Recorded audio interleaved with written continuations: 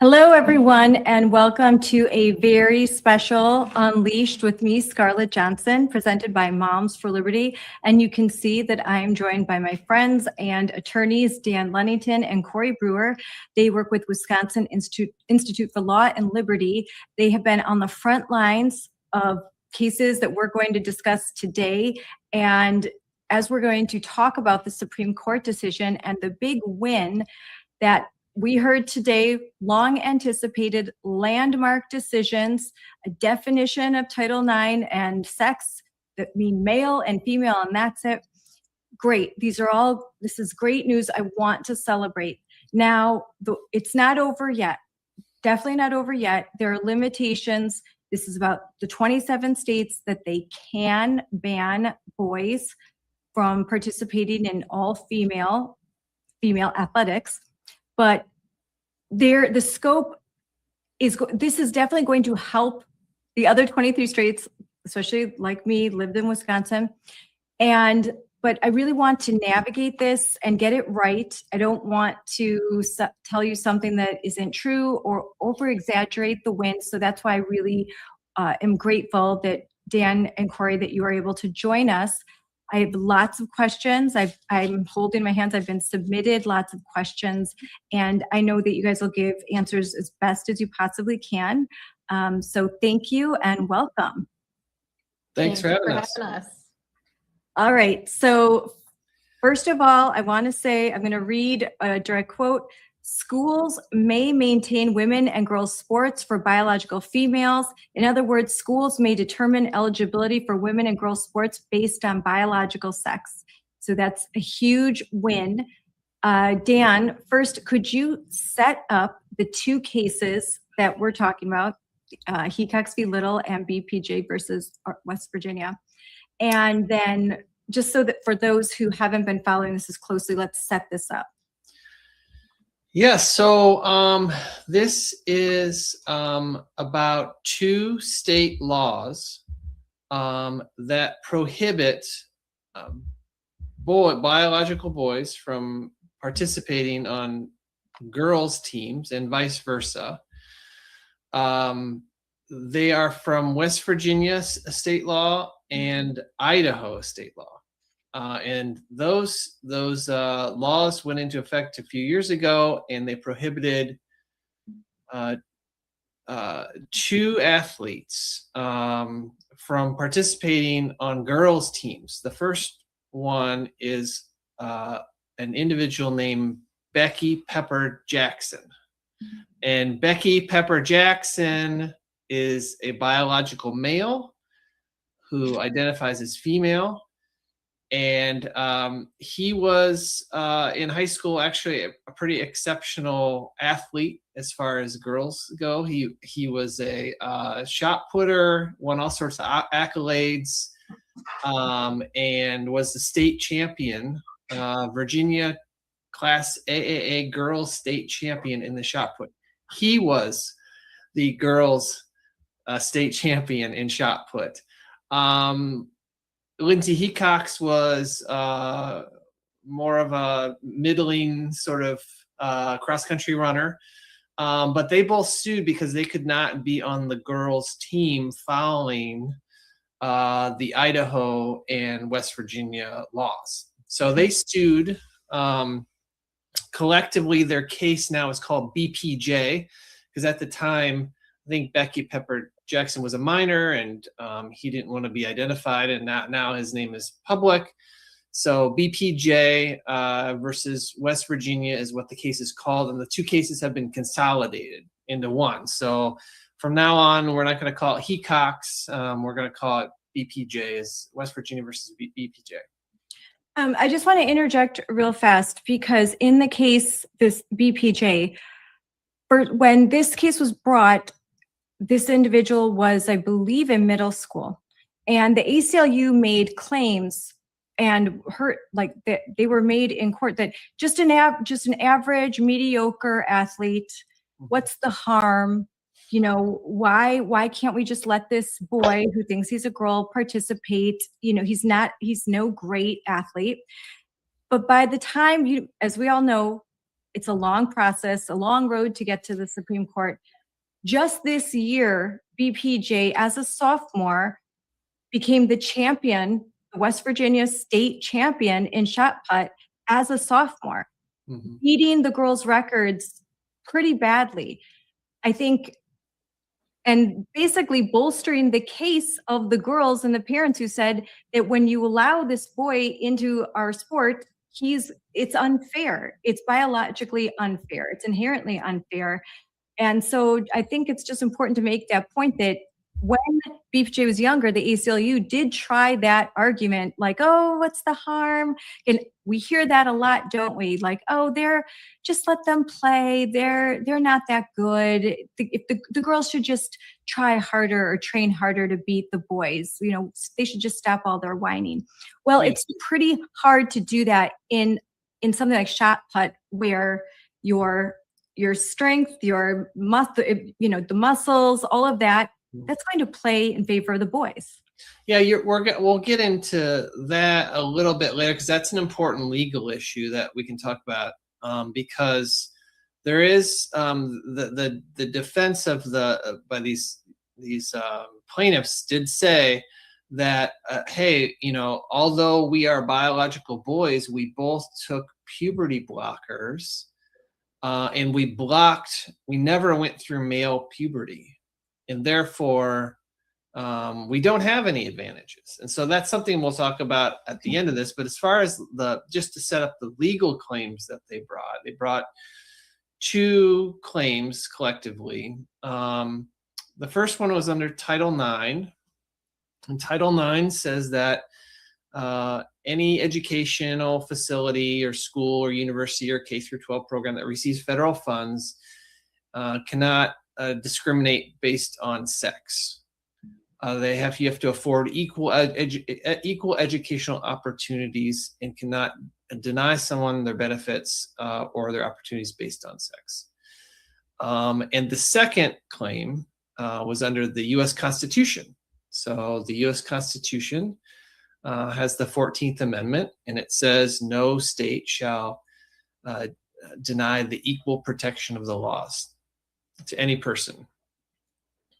And so that originally, of course, in 1868 was designed to provide equality under the law to the freedmen, but over the years throughout the 20th century and culminating with Ruth Bader Ginsburg's decision in United States versus Virginia, the Supreme Court read into the Equal Protection Clause a protection for sex discrimination.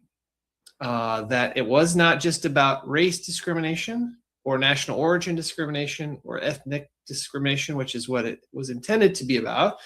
It also included sex discrimination. And so the plaintiffs claim here that because they are treated differently because of their transgender status, they're discriminated based on their sex, and therefore they have this equal protection claim. So those are the two legal claims. One is this statutory claim, the claim under Title IX, which is a federal law, it says no discrimination in education.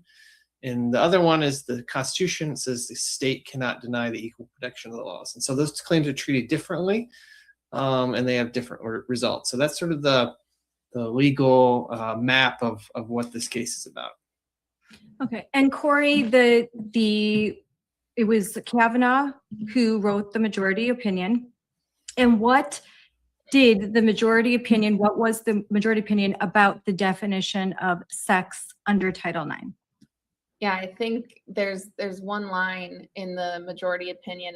I don't have it pulled up right now, but it says something like the term sex in Title IX and its implementing regulations cannot plausibly be understood to mean anything other than biological sex. And I've already seen that page of the opinion, that sentence highlighted and cited all over social media, for example. That's big. And I think too, the opinion starts out with saying there are physical differences between men and women, things like height, weight, strength, speed, endurance, jumping ability, and that these matter in sports. And to me, it's almost hard to believe that we had to have our United States Supreme Court acknowledge A, that sex means biological sex, and B, that males have competitive advantages over females when it comes to sports. But they did, and that's great news. And I also want to go back to one of the very, very first things you said on this podcast was that schools are permitted to separate sports by sex. And I'm seeing a lot on social media in the news about how, okay, there are 27 states with laws that protect girls and women's sports. 23 states don't. We need to work on the other 23 states. Yes, I agree. Girls' sports should be protected across the country. But the opinion also says more than once and very explicitly that schools are permitted to have these policies. So if you're in a state like where we are in Wisconsin, we don't have a law protecting women's sports. There was one passed by the legislature, but vetoed by Governor Evers. School districts can still have these policies, and they pass legal muster under Title IX and the Equal Protection Clause. So one of the things we're working on right now is we've actually drafted a model school board policy that can be used by any school in the country, even if you're in a state that doesn't currently have a state law protecting women's sports. We're updating that right now to be consistent and include legal support from this decision. And I really want to get that word out too, that it's states and schools can protect girls' sports. I want to say clip it right there, because when I was first writing my social media post today, I put schools, and then I paused for a second and thought, can I say that? Is that because if that's the case, that's a lot bigger than what I'm hearing. So I'm really glad to hear you say that it's true that they put schools, and that was intentional. You think that, and multiple times that schools can decide. So you think that opens the door that schools can operate outside of their state law? Like if you live in Illinois, that schools can have policies that ban biological males from competing with biological females? That's my read of it. Does Illinois, certain states have certain anti-discrimination state law Yes, statutes. that's what so they have. It could be a battle. However, what the court is saying today, and I had the same thought as you. I had to read it and reread it and say, is this really what it's saying? It says states and schools, if they want to separate sports by sex, that is lawful under Title IX and the Equal Protection Clause of the 14th Amendment. I do think it's important to note that this doesn't mean that states or schools must have separate sports teams. I think that maybe is lost on people that aren't paying as close of attention. This doesn't mean that all girls' sports are now protected, but it means that states and schools can protect girls' sports. That's a really good point. Dan, your thoughts on this? Yeah, I don't, as far as the other 23 states, I don't know, maybe you know this, Scarlett, just do some of them have state laws that require transgender kids to be in the opposite sport? I mean, that might trump this, because that would, a state law can be more protective or more restrictive than Title IX. I don't think this is saying if you accept federal money, it's okay to separate by sex. It doesn't say if you do separate by sex, we're going to withdraw federal funds from you. At this point, it doesn't say that. So I would be curious, are there some states that have their particular, like, I don't know, maybe California or even Illinois, maybe it might have a law that says transgender identity is is protected and kids are allowed to be on the sport of their identity. I think there's non-discrimination policy in place in some of these states that say that there are protections and they could be interpreted that way. But I don't know that where they require. I'm sure that they will try. With this ruling, they might try something like that. But then we have states like Colorado and Washington that have put it to the ballot, where they have been able to utilize the referendum. And in November, the states can decide, the people can decide whether or not to ban biological boys from the sports. And it's going to be up to the people. So it's really good news for them, because if they are successful in Colorado and Washington state, that means that if they get this referendum passed, there aren't the option of these radical leftist groups to challenge it, because they can do that. It's not against the law. It doesn't violate the Equal Protection Clause. Yeah, I think that's the big takeaway here. And I'm glad, Dan, you kind of expanded upon that caveat, is that we do want to be mindful of any state anti-discrimination laws or other things where there could be a conflict. But what we know from the decision today is that under federal law, such policies are permissible. Yeah, and there's I think at least two open threads here for what this means. We'll stay on the Title IX area. One is like, does it apply outside of segregated sports teams?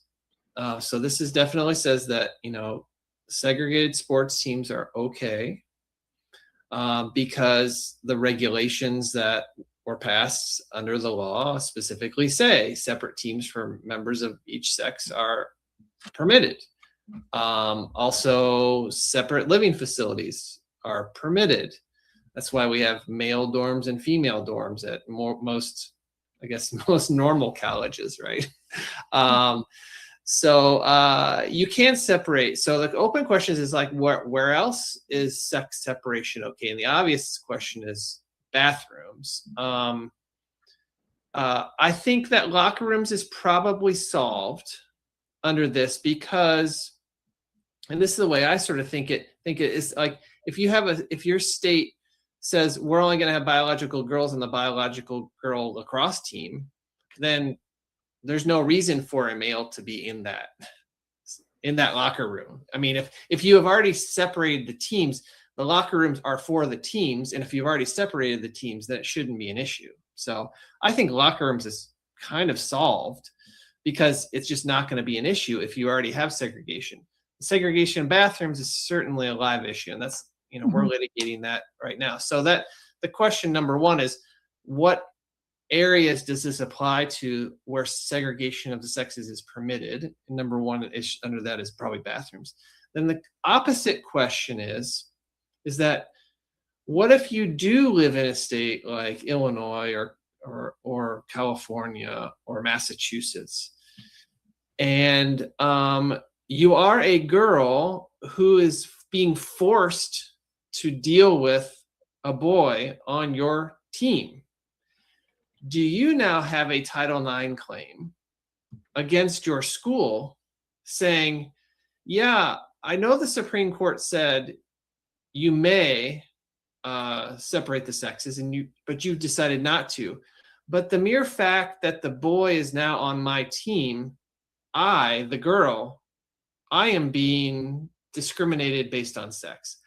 I am not enjoying the same level of educational opportunities and programs that the boys have, because the boys, they get to be on their team, and no one is ever worried about some opposite sex coming into their space and messing up with their competition and safety. It's only the girls that have to deal with competition and safety issues. And so if you put a boy on my team, me as the girl, maybe I have my own Title IX claim now, and that's going to be another big category. So those are the two categories I think are open, as where else does this apply? And now, do do girls have the claim to say it's discrimination if you do allow a boy on my team? So here's Marcia McCleary. She's with Moms for Liberty, Illinois. Illinois has a Human Rights Act law that lets boys who claim to be girls participate in female sports categories. So Yeah, I think that would be separate litigation because in large part, there's a footnote 1 of this opinion that emphasizes this is more about the may question rather than the must question. May states or schools separate based on sex rather than must they. And I could see something like that playing out in a future, future litigation. I don't know what you think, Dan, but I think then there's the question that you just posed. Does this mean that girls have their own Title IX claim to have teams that don't have boys on their team, or they're not playing against boys? So there's that issue. And then that kind of butts up. It would conflict with if the answer to that is yes, then that would conflict with state law. I know there's a lot of layers to this, but I think it's a question that I don't believe has clearly been answered. And of course, it is a question that we are posing in our New Richmond case. Very similar, yes. So our claim in New Richmond is about boys who are being allowed in the girls' bathroom. And part of our claim is we're saying that the girls are being discriminated because of their sex, because they are being forced to share this disproportionate burden of dealing with privacy violations and safety feelings of being unsafe, because the administration is letting boys into their space, but boys don't have the same issue. And so boys are not having to get tardies, not having to search all over the school for a single stall bathroom. It is a burden uniquely placed on girls. And we're saying that under Title IX, that is sex discrimination. That is discrimination based on sex. Your failure to segregate the sexes is a sex discrimination under Title IX. So that's the opposite side of this coin, and that's one we're pursuing that claim, and I think there's probably others who are doing that too. And I'll just add to that briefly. So we touched earlier on how the law and implementing regulations talk about discrimination on the basis of sex. And today the United States Supreme Court that said, we don't believe that could be plausibly interpreted to mean anything other than biological sex. They talk about how those regulations have been in place since, they were promulgated contemporaneously or shortly after the Title IX law, and they've remained in place since then, and how they explicitly address athletics in those regulations. Well, guess what? They explicitly address having a separate toilet, locker room, and shower facilities on the basis of sex as well. So that wasn't addressed. The bathroom issue wasn't directly addressed in this girls' sports case, but I believe that the logic flows directly from it. It's very similar reasoning. And like Dan said, we're litigating a very similar issue right now. And when it comes to the sports issue, it's very important, but not all girls are playing sports. Not all girls are competing at the collegiate level or at the high school level, but all girls are using the bathroom. They're using the bathrooms, and all girls are required to take gym. That's part of state statute. And oftentimes there are certain, there could be a swim session. There could be some sort of activity happening in gym where the girls are getting very sweaty or wet, and then they're going to need to take a shower. And so the biggest thing that we see, the complaints we see all the time, are about boys that are allowed into the girls' bathrooms. And sometimes even the other way, that there are biological girls that are using the spaces for boys. And this is a big issue. There are a lot more claims and a lot more complaints that I field from parents and students that don't want to come forward than what we talk about on social media. It's a much bigger issue than I think people realize. It's becoming a bigger issue, and it's it's kind of the main the main thing that I am dealing with all the time. I feel like at least every week there's another family saying there's a boy in my daughter's bathroom, or there's a girl using my son's bathroom. So this is a big issue. Yeah, I also hear from parents. Dan, you probably too, probably not as much as you, Scarlett, but there are so many parents that are surprised to learn that this is a policy in their school district and upset that they didn't know about it. They're shocked. Will also has a model policy on separate bathrooms. And one of the things that we've heard, a lot of the opposition we've heard is depending on where you are in the country, something like, and I know this was something in New Richmond, well, we can't do anything about it. State and federal law requires this. And that there's a legal battle going on that we're fighting right now. But I think it's hopefully going to help school board members to be able to point to this United States Supreme Court decision that says sex in Title IX means sex. It means boys and girls. It means men and women. I hope that gives school board members some courage to step up and protect girls' sports and protect girls' spaces. Yeah, I in many respects, this sports issue is relatively minor. I looked up today who are the transgender athletes that actually participated in the 25-26 year school year, and that media reports identified them. And based on all my searching, I could only find two. One is A.B. Hernandez, who's from Europa Valley, California. That's a biological male who competed in track and field and won all the state track stuff a few weeks ago. And then Becky Pepper Jackson, who's the plaintiff in the case. Most of these issues in sports have gone away because the NCAA changed their rules for this season. It's turned out, as far in a lot of states, obviously 27 states have passed these laws. So it's become a very sort of like a side issue now.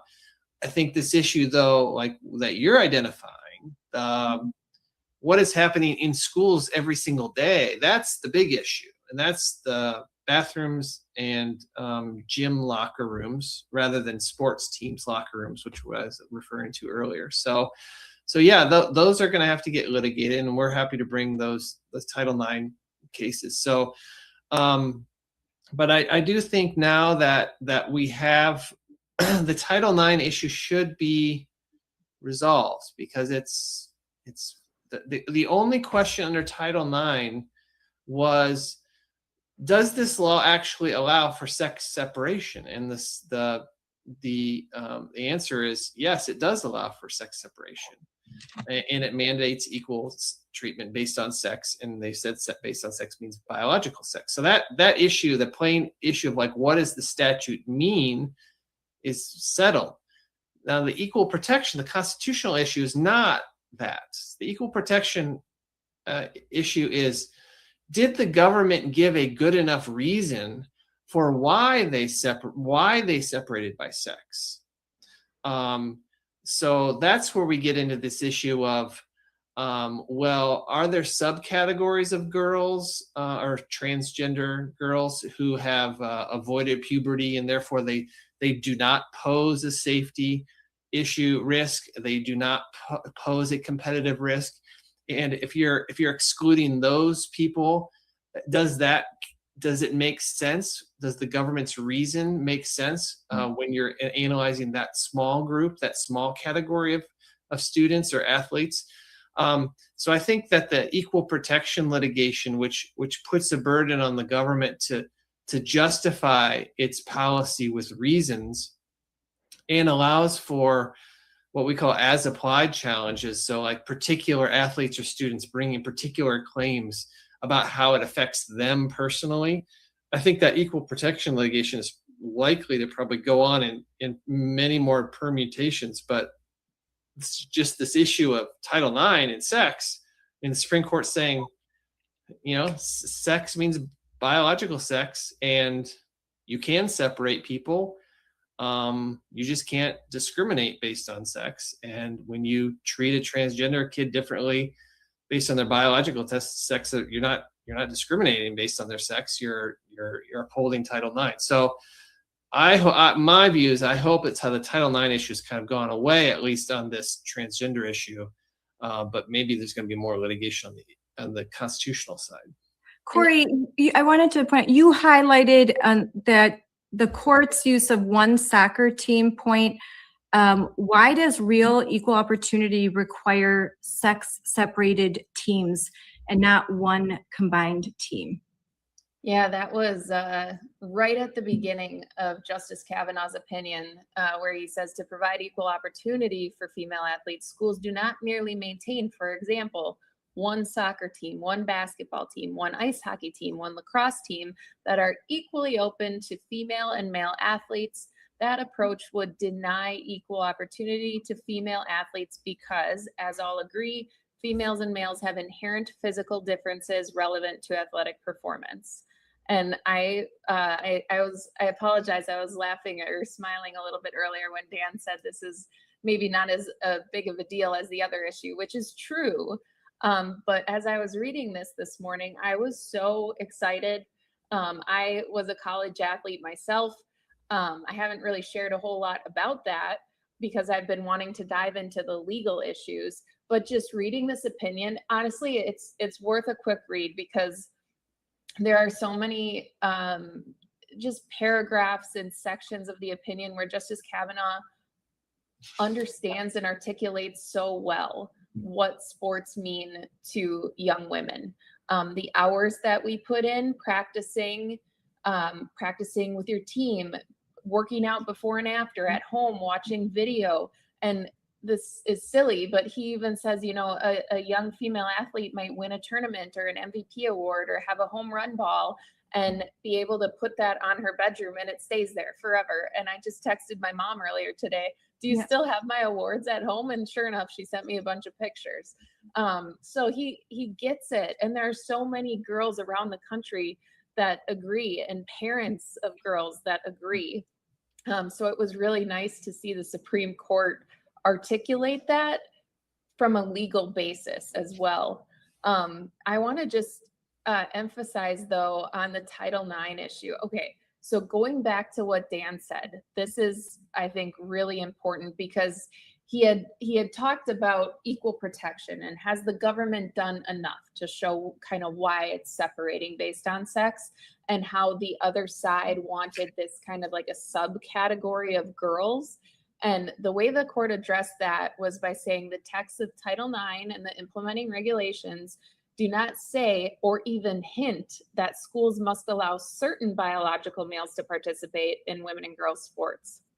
Nor do the statute or regulations say that schools must make an exception for those biological males who identify as female and have taken puberty blockers or hormones, which is kind of the subcategory that the plaintiffs were asking for here. Saying that they don't have a physical advantage. And the court says, no, we don't have to create a subcategory for some males and based on these very specific characteristics about them. So they say that the statute and regulations don't speak to that issue in a way that would properly be interpreted to require schools to allow biological males to participate in women's and girls' sports. So I think that's very big. Strong language as well. Yeah, that's really big because that's a common argument made. Well, what if they were taking puberty blockers or what if they were taking hormones, all these hypotheticals, and that they hadn't met that burden to do such a drastic change in the meaning of sex and the protections offered under Title IX and the Equal Protection Clause. I think that's a really big deal, that gender identity is not a protected class under the EPC. I think that's huge. Over the last 6 years, I have attended school board meetings. I've testified in Madison. I have watched committee hearings in person now just recently here in DC. And these arguments are being used consistently by the left. So I really love the fact that they have been wiped out one by one in this Supreme Court opinion. Now, by all means, I don't think that they're going to, take their toys and go home. They're not done fighting, but a lot of the arguments that they use were struck down in this opinion.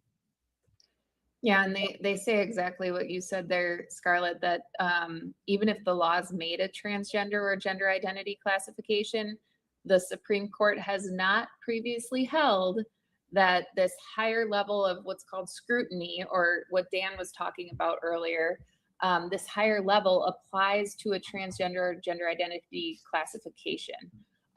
So that I think is really interesting as well. And I don't know if you're planning to get to this later, but we kind of touched on it earlier, and I think a lot of people are missing this. But even the 3 justices that dissented in part, Justice Sotomayor, Justice Kagan, and Justice Jackson, they concurred as to Title IX, actually. They dissented as to the equal protection argument, but they concurred in part of the opinion, which I personally think is a big deal as well, that they agreed with the Title IX aspect and what the statute says. So yes, that it's a 9-0 decision in some areas and a 6-3 in others. Specifically, what area did they all agree on? My husband actually just asked me this question, and I said, I'm going to ask you guys. Yes, I just shared something about this. The specific language was that they all agree that the transgender athlete's Title IX claim fails. I will say that the 3 justices that concurred in part, dissented in part, said that they agree on a narrower basis than what the majority relies on. And they disagree. The 3 justices, Sotomayor, Kagan, and Jackson, disagree about the equal protection claim. They think there are unsolved factual questions about that claim and that it should have been sent back down to the lower court to resolve those, but it won't be. So that's kind of an overview of what some of the other justices thought.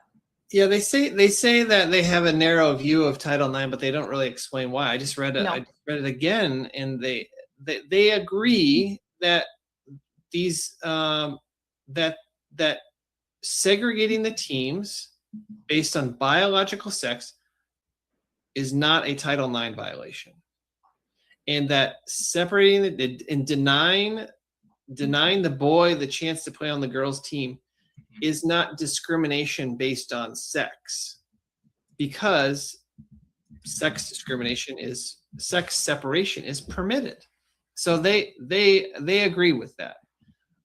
This issue of, and Scarlett, you got this earlier, is maybe the trial court should consider this more. There's all this uncertainty and blah blah blah.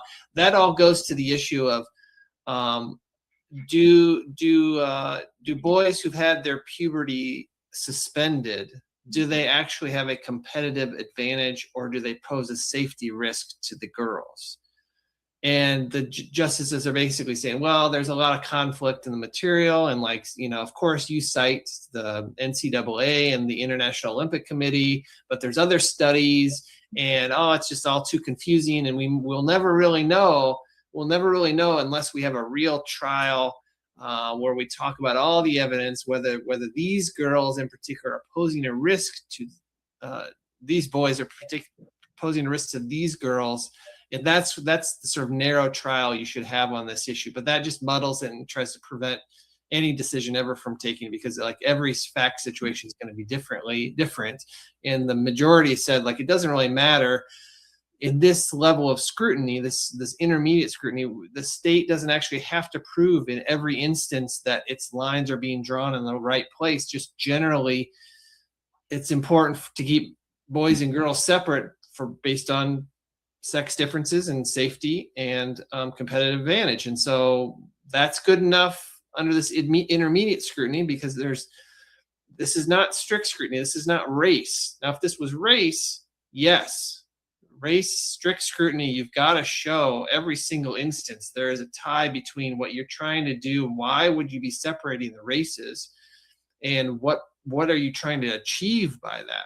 So in a race case, yeah, that would be super impossible to explain why segregating the races would be important in a certain event. The Supreme Court's only found that a prison race riot is the only circumstance that you could ever justify separating the races. If you had a race riot where the Hispanics and the blacks and the whites were all trying to kill each other because of their race, that's segregating them, may be a valid reason to do that. But that is a super extreme example. And here, there's nothing. You don't have to meet that level of scrutiny because sex discrimination is treated differently. We talk about separate but equal, and you sort of should shudder when you hear those words, because separate but equal in race is always bad, but separate but equal in sex is fine.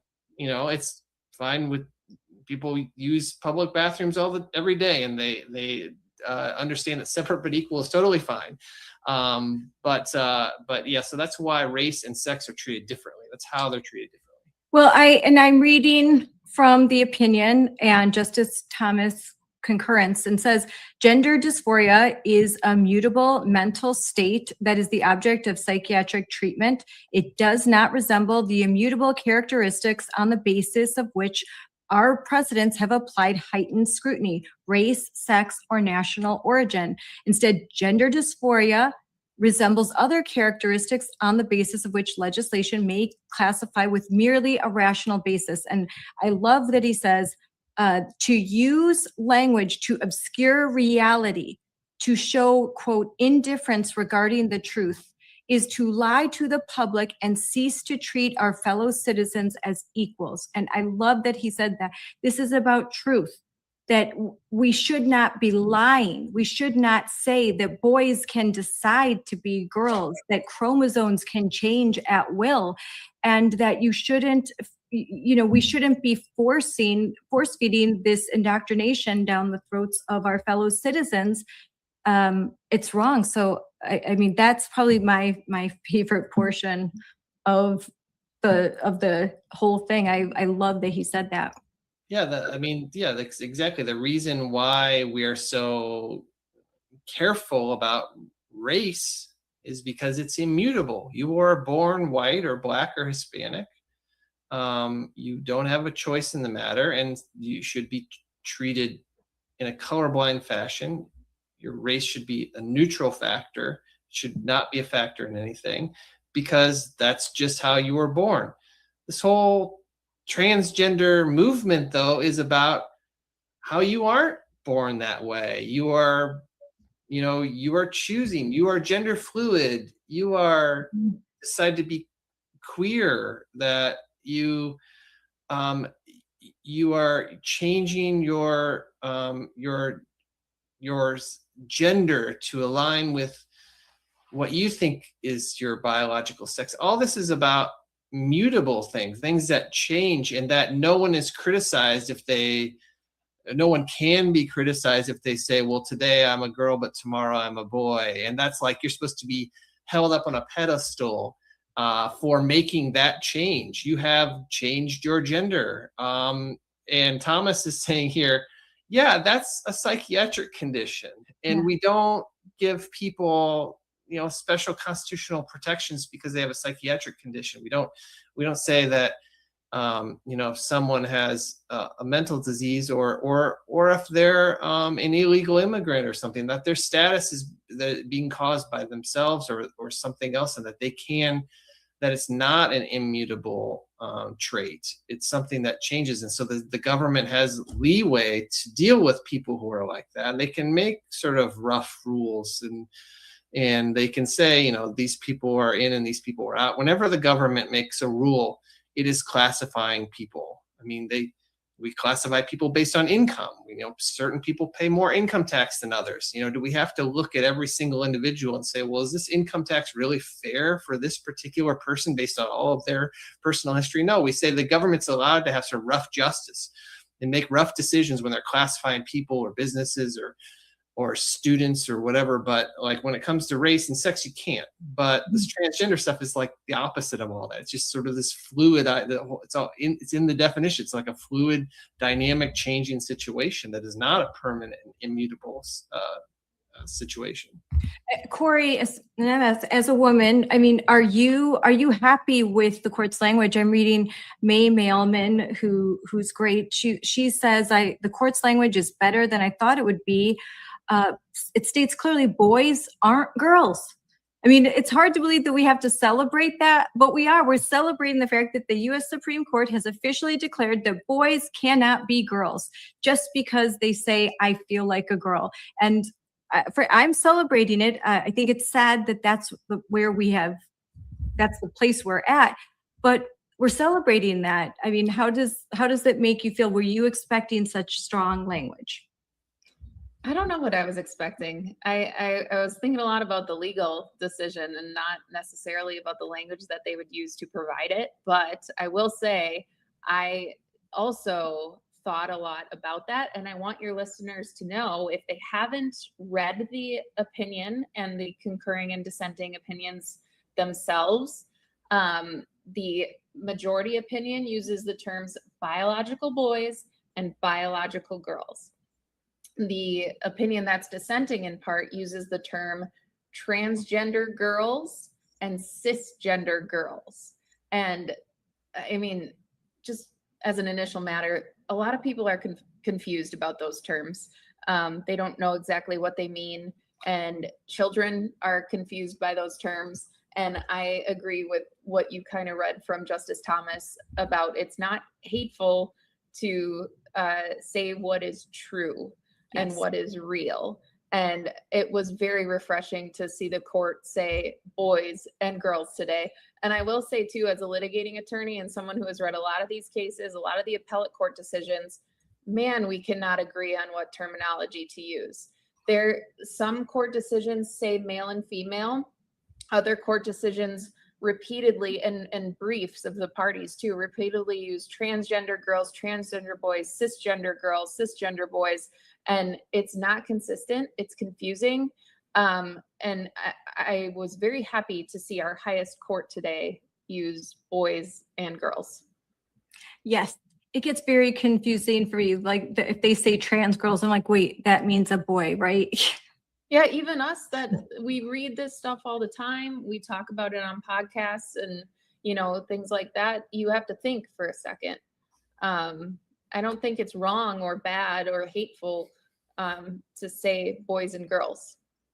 Yeah. And I think we need to teach our kids what's true as well. And of course, that is not to be disrespectful. I always feel silly ever having to say that, but we're not trying to be disrespectful. We're saying what is true. And even the court kind of acknowledges this as well. And I lost the part of it that I had, but Justice Kavanaugh kind of addresses the fact about, well, what if this transgender individual, what if they've been on puberty blockers and hormones since a very young age, and now, the states are saying they're not banned from sports, they just can't play on the girls' team if they're male. They can play on the boys' team. And the other side might say, well, they've lost the competitive advantage. They didn't go through male puberty. They've been on these blockers and hormones. Well, the court says, yes, we sympathize with that. We want everyone to have the chance to play sports.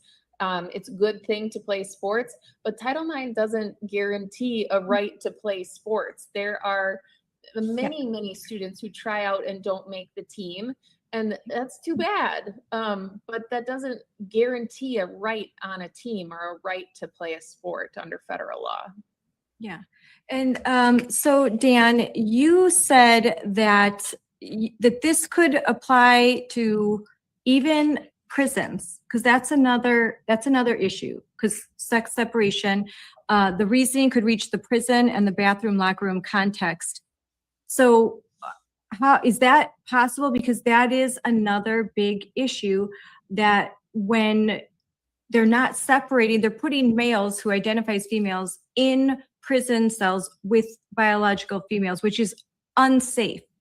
But because they don't want to discriminate based on gender identity, they're doing this. Could the logic here be applied to cases even with prisons? Yeah, the prison stuff is just mind-boggling, and even when I was at DOJ, 10 years ago and longer, we were putting men in female prisons. Even under the Walker administration, they were doing this, and they were all doing it because courts were requiring that. And courts were requiring men to be put in female prisons because basically the equal protection argument, the idea that, you have to have a very good reason to deny this transgender person access to the female space. That is their identity. They have a constitutional right to identify that way. This decision is really blowing a hole through that. First of all, the idea is that transgender status is not protected. They're basically saying that. They're restating Scrimeti. It's going to be a rational basis sort of situation. And second of all, distinctions based on biological sex are totally fine if they're sort of at least important. And I would say it is important to keep male prisoners away from biological female prisoners. There's a lot of important reasons to do that. And so I do think that this language today about why that sex separation is important in certain circumstances, especially in the area of safety, which is one of the two governmental interests they found to be important. Competitive advantage is one, and safety is the other one. So if safety is important to justify segregation, then it would seem to also apply in prisons and bathrooms, because there's pretty much two arguments in the bathroom context about why the government should separate bathrooms, male and female. One is safety. I think that's probably a pretty good one. And they say that you can use that as a reason. And then the other one is privacy. So privacy is the word that was not used in this opinion. And that's one thing we're going to want to add when we argue under equal protection. And we do have that in our new Richmond case. And under Title IX too, is that one of the interests of that a girl has, or a woman, in being in a segregated bathroom is an interest in privacy. And that privacy should be good enough to combat any claims that, hey, segregation is bad. But that remains to be seen, and we'll have to argue that in court. And we hope that privacy will be added as one of the reasons why you can keep segregation of boys, girls, men, and women in bathrooms. And I'm reading right from the opinions. The states argue, and we agree, that the interests in safety and competitive fairness are important for the purposes of equal protection analysis, and the state's sex-based classification limiting women and girls sports to biological females is substantially related to those interests. Now, there's something I wanted explained. Here's a quote: "The states may treat all biological males the same and treat all biological females the same, given the inherent physical differences between biological males and biological females. In short, states are not required to conduct an individual by individual comparison of the physical and athletic capabilities of all biological males in order to satisfy intermediate scrutiny." So that's related to puberty blockers, right? That you don't have to prove anything. Yeah, and that would be the same in sort of the prison context, is that the prisoner couldn't say, well, particularly me, the biological male, I'm not a threat to the women, and so you have to evaluate me. No, it's okay for the state to basically make rough judgments about large populations. Say, in general, men have a competitive advantage, and in general, men pose a safety risk to female, and that's good enough for this sort of constitutional inquiry. So the burden isn't on you have to prove that you have some sort of advantage, like you show, like, hey, I that burden is not there. That's really important, because Right. that's an argument that we deal with a lot.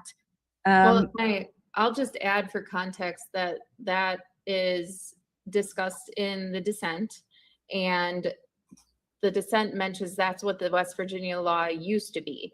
The sex were sex separated, with exceptions, so not really. But children with gender identity could play on the opposite sex team if the school determined that fair competition would not be impacted by the student's participation.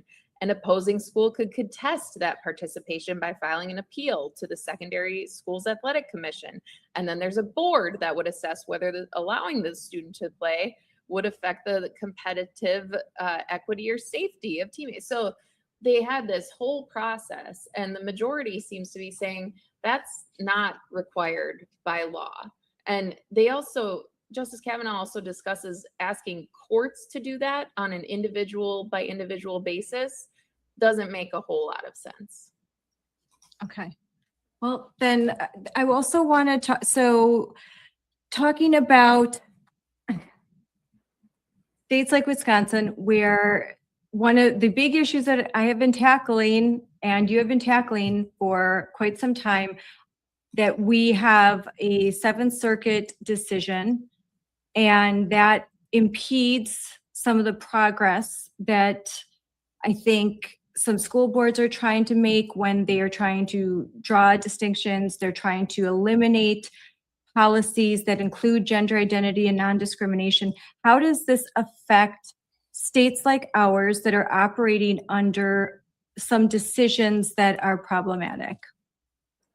It's just a matter of time. It's our view those decisions are going to go away. It's just a matter of the Seventh Circuit is going to have to probably do it manually by itself, rather than having a district court judge sort of surmise that those decisions are undermined. But there is a case or two right now that is a vehicle where the Seventh Circuit can basically overrule the Whitaker decision. Yes. And I think the Martinsville decision are the two, right, Cory? Yes, AC versus Martinsville is still ongoing. And there's one other case out of a school district here in Wisconsin that's ongoing. And I know, Scarlett, we discussed this on a previous podcast, so I won't get into the weeds when we had CC O'Leary on with us. But I just want to note, though, that the Seventh Circuit has arguably signaled a willingness to overrule those cases, because when the Scrimeti decision came down from the United States Supreme Court,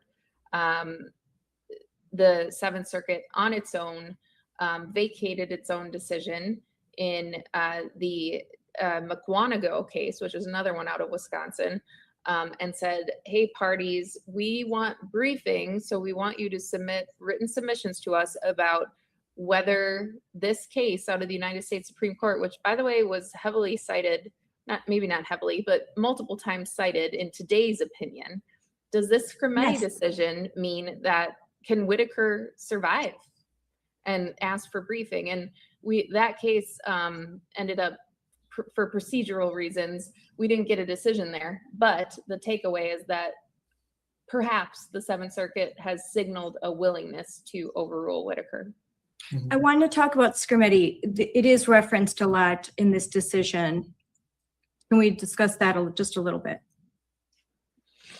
Yeah, I think here I want to pull it up because there's an entire block quote that Justice Kavanaugh pulls from Scrimeti.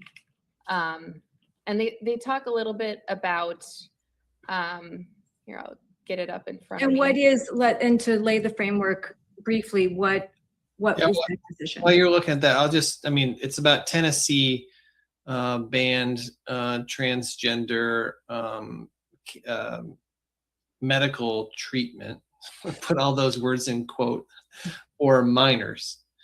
And the U.S. government, the U.S. under President Biden, sued the Attorney General of Tennessee, whose name was Scrimeti, and said, you can't enforce that law. That violates the equal protection guarantees of the U.S. Constitution because you're not allowing transgender kids to get the help they need. And the U.S. Supreme Court Scrimeti said, no, that's not a violation of the Constitution. Yes, so it was a very similar analysis when it comes to the equal protection issue. And it is cited multiple times, but the part that came to mind for me is the court says, in closing on the equal protection issue, we repeat what the court said in Scrimeti. This case carries with it the weight of fierce scientific and policy debates in an evolving field. The voices in those debates raise sincere concerns. The implications for all are profound. The Equal Protection Clause does not resolve these disagreements, nor does it afford us license to decide them as we see best. Our role, and I think this is such a good line just in general with all of the commentary we're hearing about the court and its role. Our role is not to judge the wisdom, fairness, or logic of the law before us, but only to ensure that it does not violate the equal protection guarantee of the 14th Amendment. Having concluded that it does not, we leave question regarding its policy to the people, their elected representatives, and the democratic process. So I think they're kind of emphasizing the standard that they're applying there when it comes to the equal protection analysis. And, you know, we know that people are debating, well, do boys have an advantage or not? And what does all of this mean? And there's competing experts on each side. But the court was very clear today about the standard that it was applying and the reasoning for that decision. And I think they absolutely got it right. Yeah. And I think that they are doing the job of a more conservative, traditional court. They are telling the people, you know, you want something, you're going to have to change it through the democratic process. And I think a lot of people were hoping, you know, compelling, you must. But I wasn't expecting that. And maybe because I talked to you all about it some, but I wasn't expecting that. I think this language was the most that I could hope for. I thought it was extremely definitive and strong.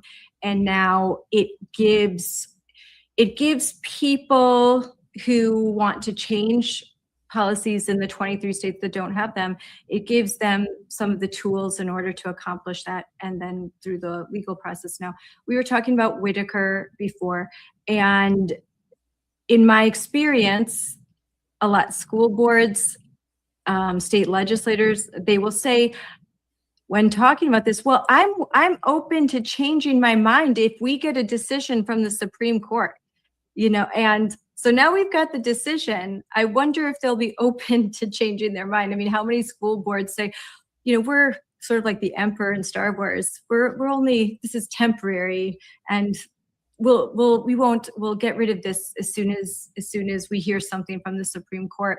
Well, now they've heard something, and likely they may not make those changes unless what? Unless parents come forward, and unless, if they're not willing to follow the law, there's lawsuits. Yeah, I will say, school board members, you have some work to do.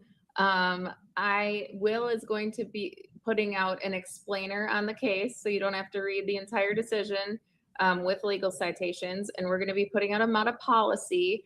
We want to give you tools to empower you to serve in your roles.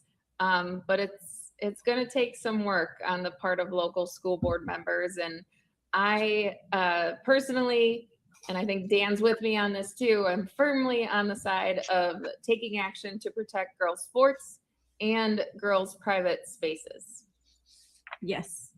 Dan, I wanted to talk about, in closing, I know we could keep talking about this, but you put on social media that mentioned that the court has agreed to take up another case, and it's not necessarily involving Title IX, but it's involving this issue with transgender, and it's pretty serious. So can you discuss? Yes. So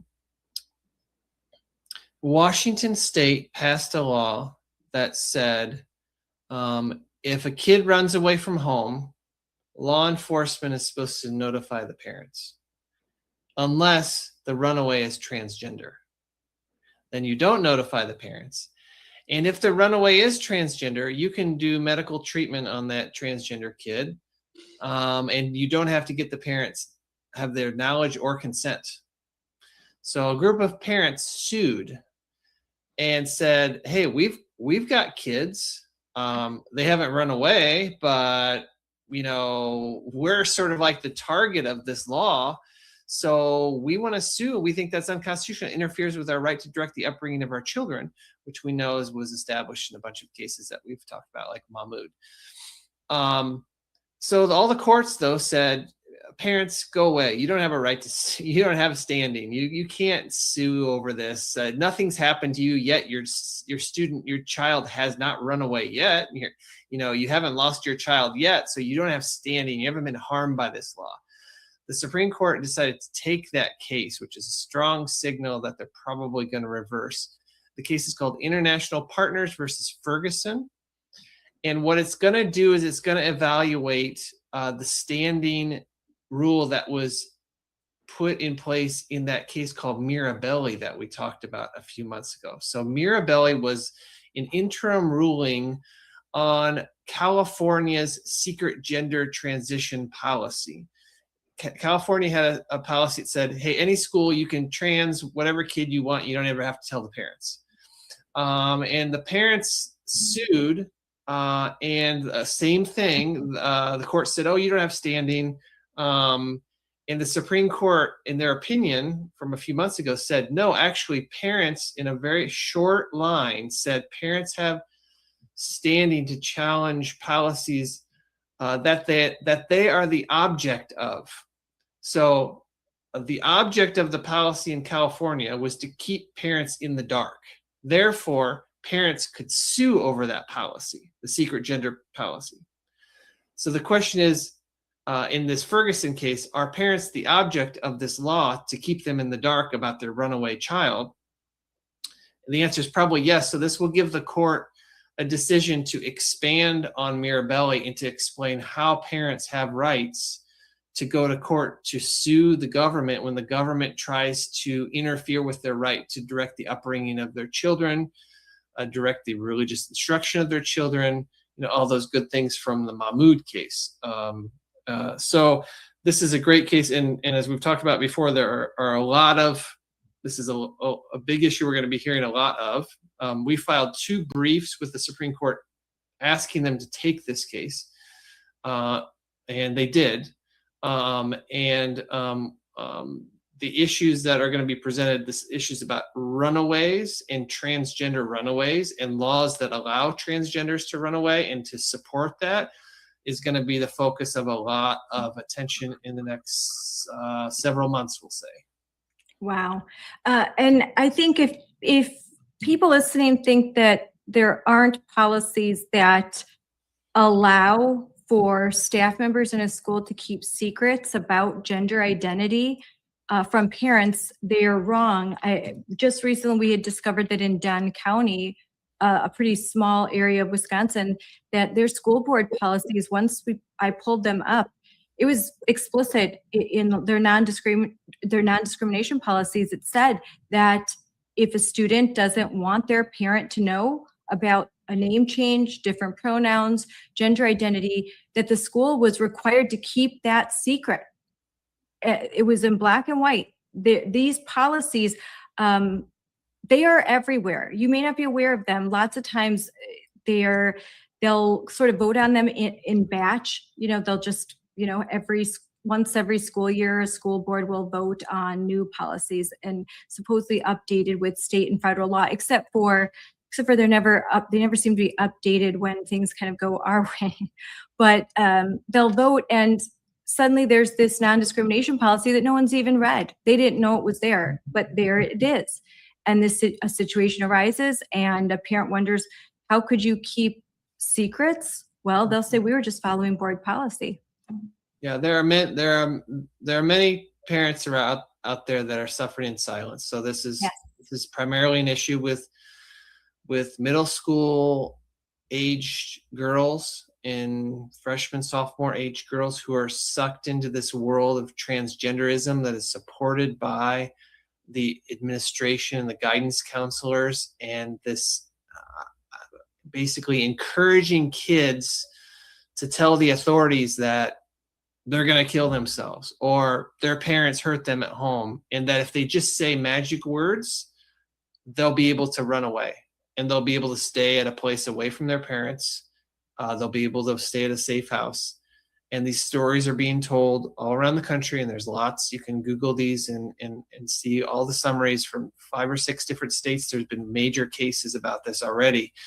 But I think there's a lot of parents that don't know, because sometimes these are also caught up in maybe divorce proceedings. And so it gets kind of murky about who has custody and this and that. And maybe the child's sort of manipulating the parents. But the idea that the government is facilitating runaways where transgender is real, and it's going to be exposed. And I think the problem goes much deeper than people would care to admit. It's very scary for parents.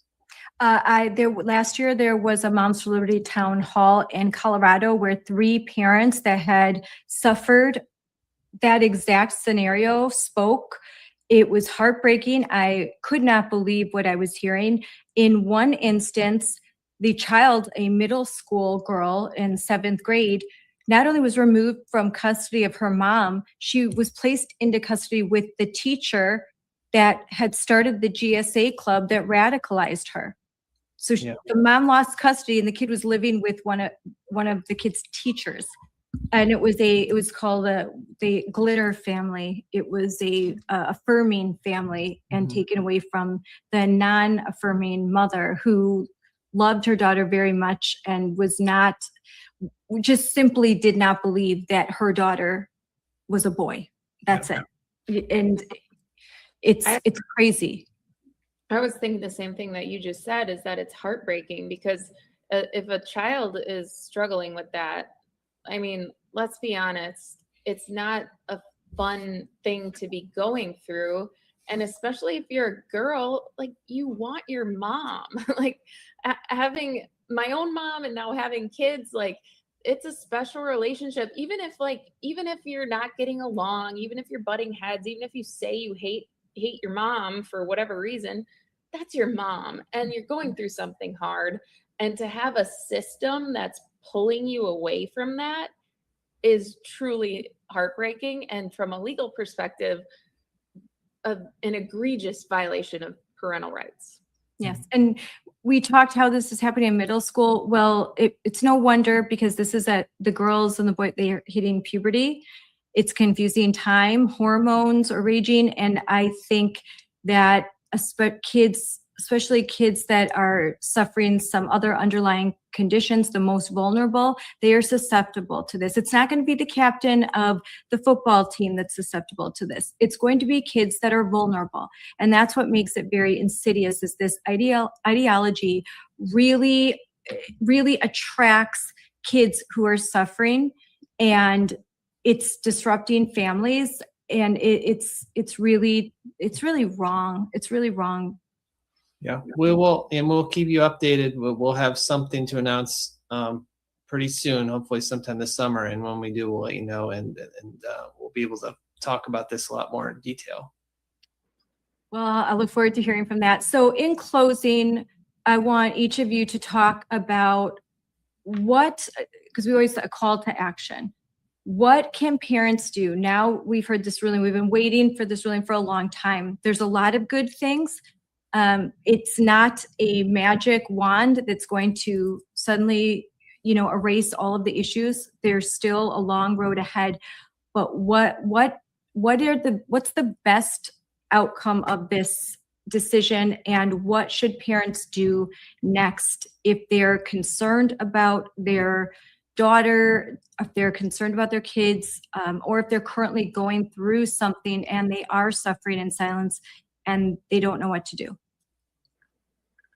Yeah, it's a big question. I mean, the number one thing I think just in general is for people to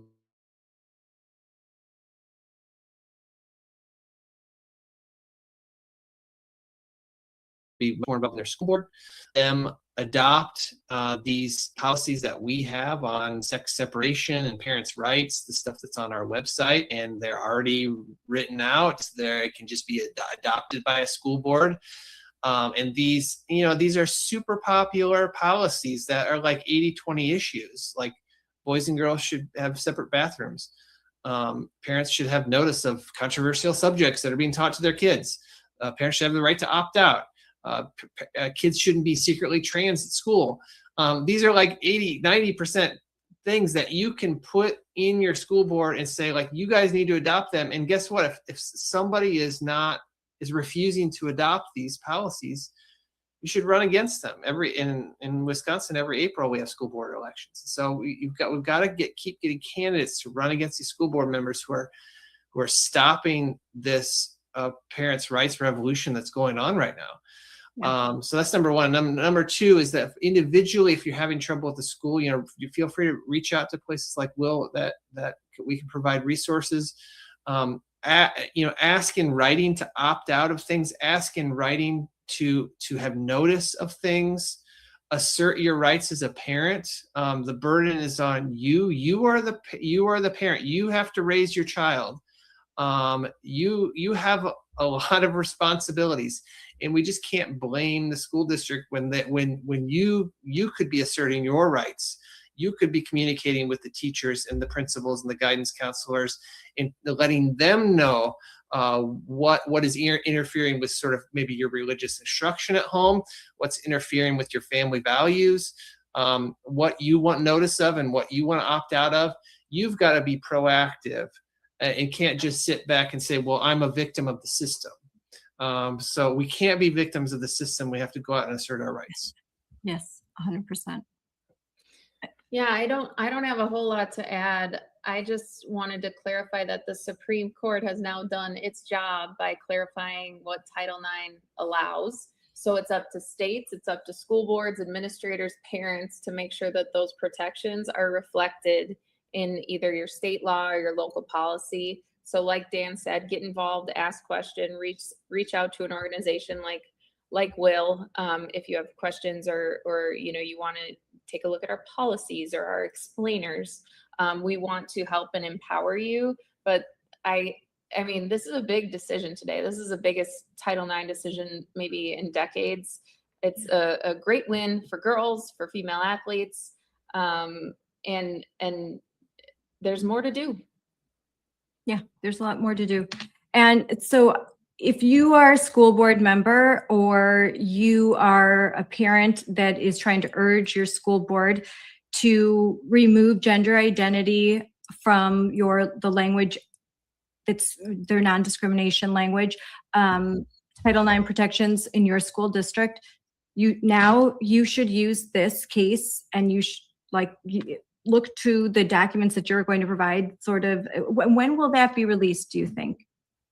We're looking to put it out this week. Hopefully we'll get it out, turned around really soon. But I agree totally with what you said. And I just want parents to get involved and, keep doing the work and protecting girls. And now is the time, because a lot of times, like I said, it'll be July and August where school boards will meet and they will adopt new policies based on changes in state and federal law. So this is the time to do it. This is the time to look over your board docs and to look at your policies and to feel confident that you can protect women and girls, that you can define sex to be male and female, that you don't have to be bullied anymore, and that you can do the right thing. And it's going to be now the onus is upon you to do the work. So do the work.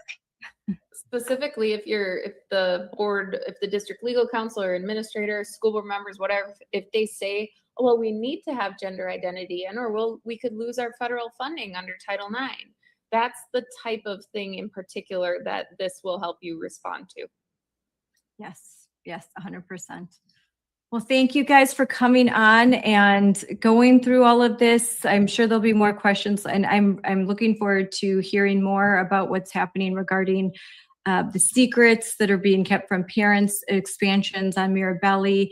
But I'm happy with this decision. It seemed like this time last year we were discussing Mahmoud v. Taylor, and now we're discussing this. So thankful that the court is bringing common sense back. And I mean, this is just common sense stuff.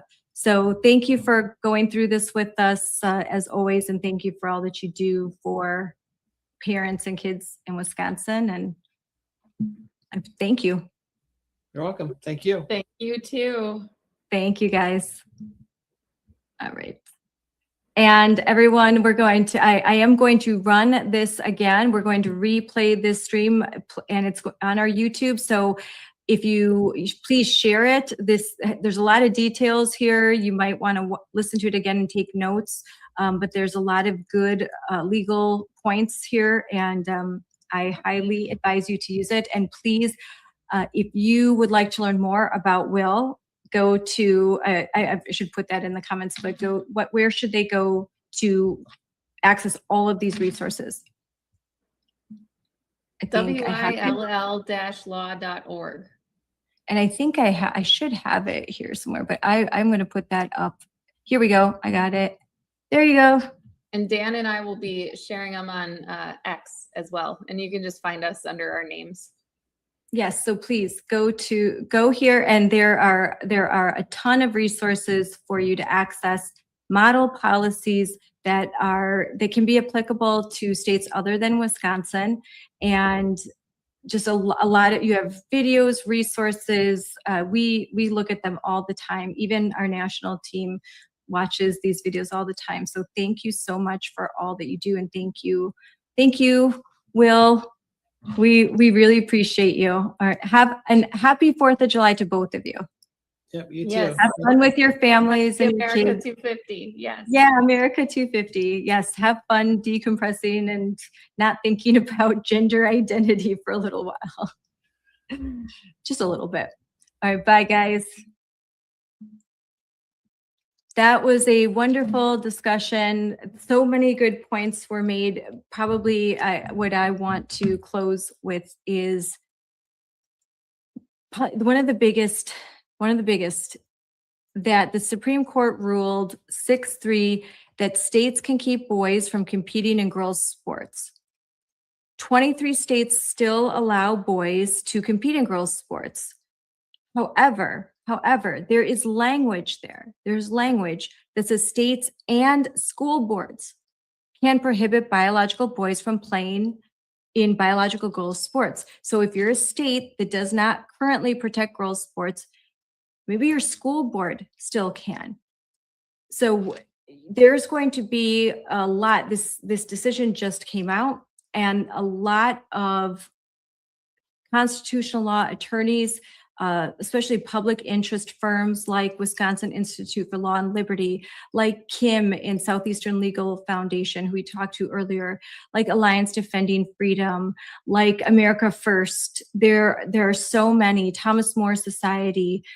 They are going to be really digging in, and there's going to be a lot of challenges in the 23 states. So no one should lose hope. Everyone should celebrate today. It is sad. It's sad that we're celebrating the fact that the Supreme Court had to say that boys can't decide to become girls, and that we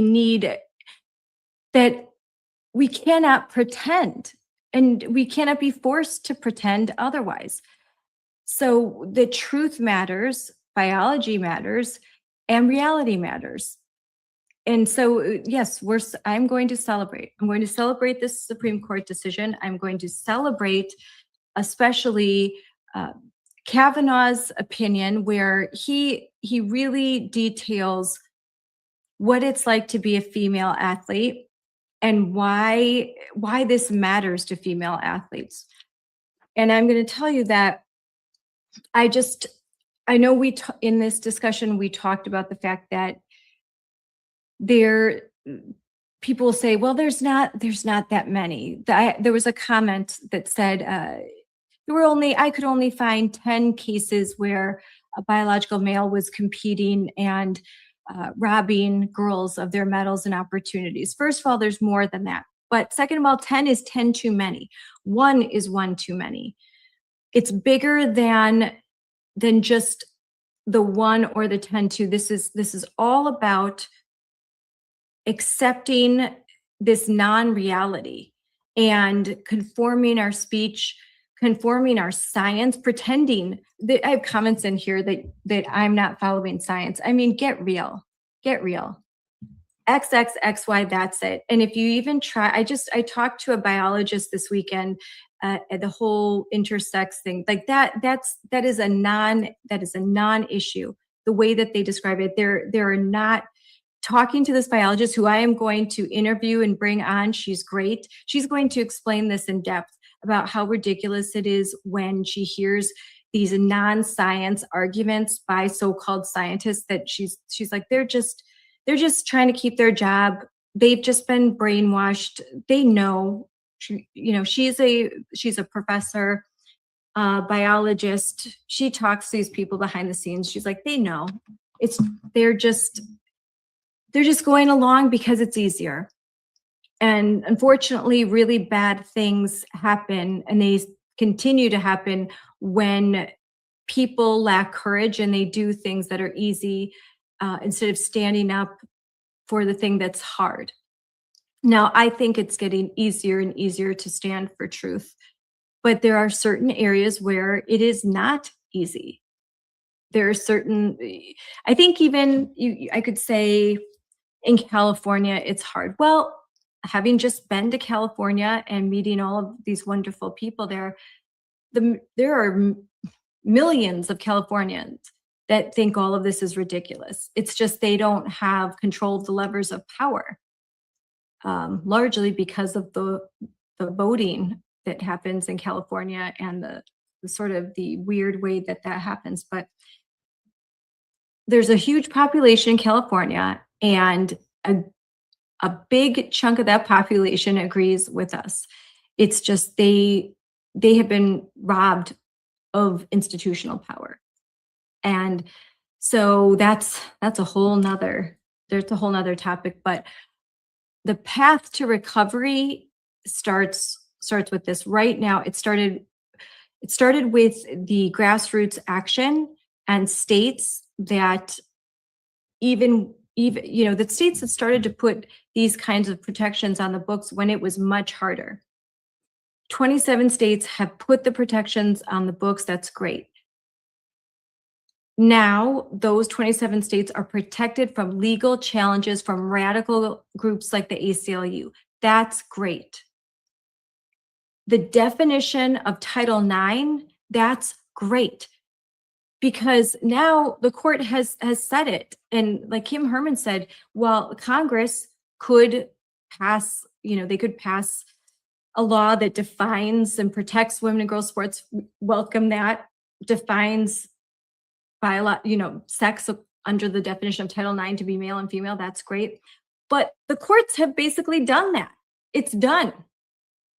They have defined sex to be male and female, and that protections under Title IX are afforded to females, and that gender identity is not covered under the Equal Protection Clause, and that suffering from gender dysphoria is a mental condition that would be treated by the medical field and that is not an immutable characteristic.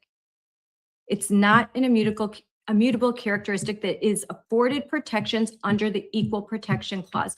That needs to be, if you are fighting this battle in your school district, if you've got crazy people that are trying to tell you that something wrong is something right, that a boy can decide to be a girl, that a girl can decide to be a boy, these are not true things. They need your prayers, they need your sympathy, but you are not required to be kind and nice to them in such a way that you're going to allow your daughters to go into the bathroom with them. Okay, that's not kindness, that's insanity. Do not let your daughters go into a bathroom with a male. If you have half of a brain, you know that you shouldn't do that.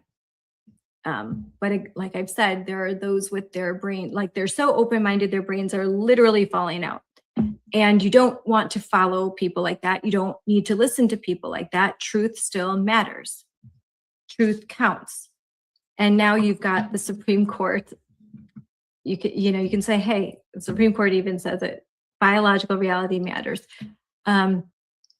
It's just a really, really big deal what happened today. And I think there are some that live in states that have, like I was talking to my friend Marcia, where in Illinois they've codified these certain protections, these non-discrimination, but as we've heard our attorneys tell us today, it's not definitive, but the